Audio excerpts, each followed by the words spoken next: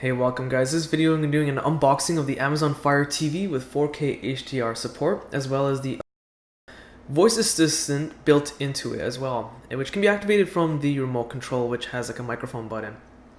So just get this out of the seal.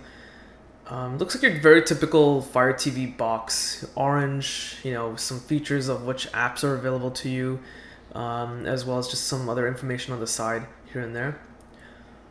Let's get this out. And this is one of the smaller Fire TV devices. It's a pendant shape. It's pretty small, similar to what you would think of, like, say, a Chromecast, for example. Let's get this open. So, pretty neat packaging. Everything's just kind of like laid out to you, which I kind of dig. It's different, So let's get this wrapper off the actual product.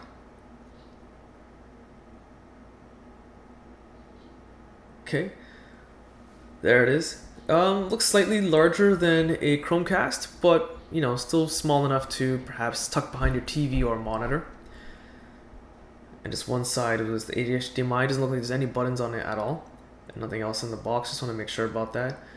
And of course, there are the 2 batteries included in the box for the remote control.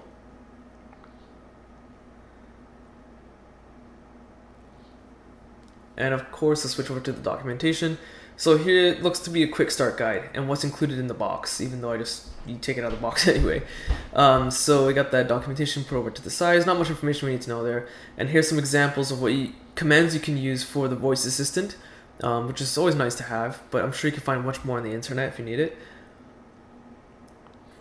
So this looks to be the power cord, which is actually a USB wire, with one end being a micro USB, which most likely connects to the device itself. And here's a remote control. Very typical of an Amazon Fire TV device with the Assistant AI built into it. Looks very similar, even before taking it out of the packaging. Kind of flat. Everything seems to be reachable within one thumb reach, which is nice. I like having all the buttons within easy reach. And of course, there's the microphone button at the top.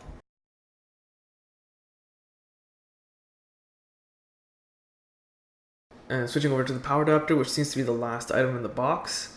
So let's get this out of here. I'm digging how it's just a small power adapter that takes up a single slot on a power bar with your home theater system. So nice to have.